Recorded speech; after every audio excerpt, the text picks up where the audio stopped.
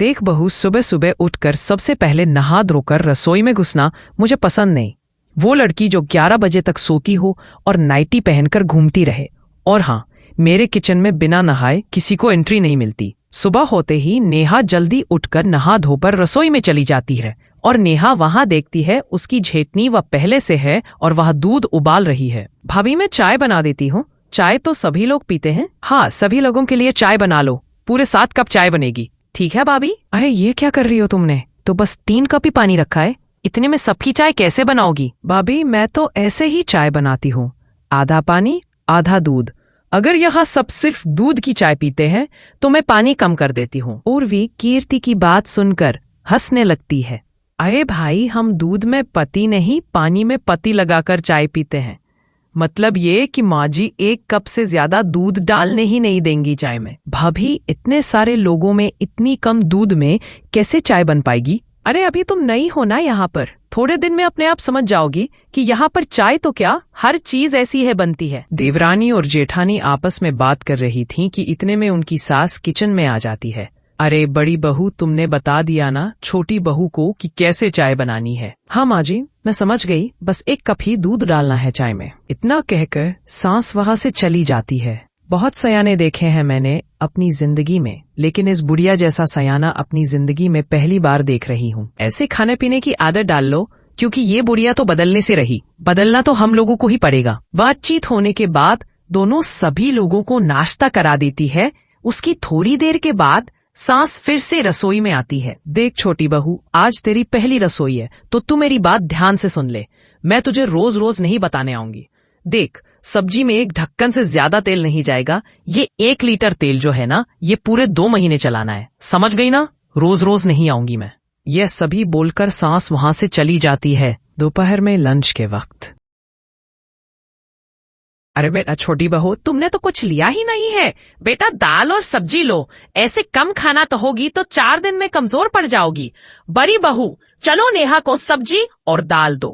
रहने दीजिए माँ जी, वैसे भी इसको खाकर कौन सी ताकत आएगी, सिर्फ पानी की ही कमी दूर होगी। ऐसा लग रहा है पानी से रोटी खा रही हूँ। बहू की बात सुनकर सास गुस्से में आ जाती है। क्या बोला तूने? एक तो मैं तुझे खाने को पूछ रही हूँ, इतना ख्याल रख रही हूँ, और तू मुझे सुना रही है। ठीक ही कहते हैं लोग भाई, ये कलयुग है। यहाँ किसी की साथ भलाई करो ना तो बदले में बुराई ही मिलती है। अरे अरे, आप तो बुरा मान गई। अब आप ही देखिए ना माँ जी, इस दाल में नदी से ज्यादा पानी रुकता नजर आ रहा है।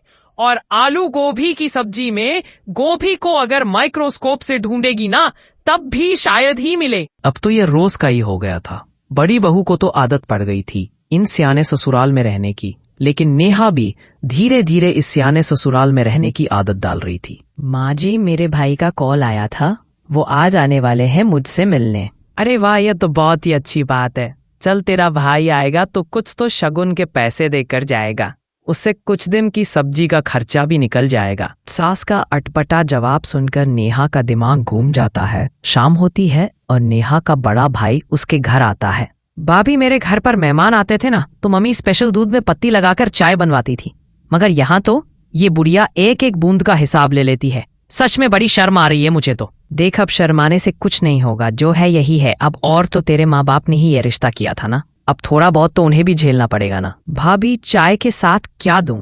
कुछ नमकीन वगैरह तो है ही नहीं घर में। अरे नाश्ता घर में होगा तो मिलेगा ना, और वो बुढ़िया पैसों के चक्कर में कुछ घर में लाने ही नहीं देती। ये जो 5 रुपए का ग्लूकोज का बिस्कुट का पैकेट पड़ा है ना, यही है हमारे घर के मेहमानों को दिए जाने वाला खास नाश्ता। बेचारी नेहा जेठानी की बात सुनकर चुप हो जाती है और वो काली पानी वाली चाय न देकर बस वो बिस्कुट का पैकेट लेकर निराश होकर भाई के पास जाती है।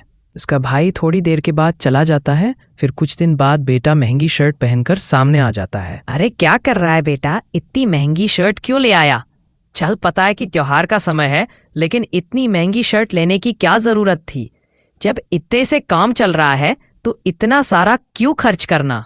सुन लिया नेहा, तूने ये माँ जी ना चिकना गड़ा है, ये अपनी हरकतों से बाज नहीं आएगी।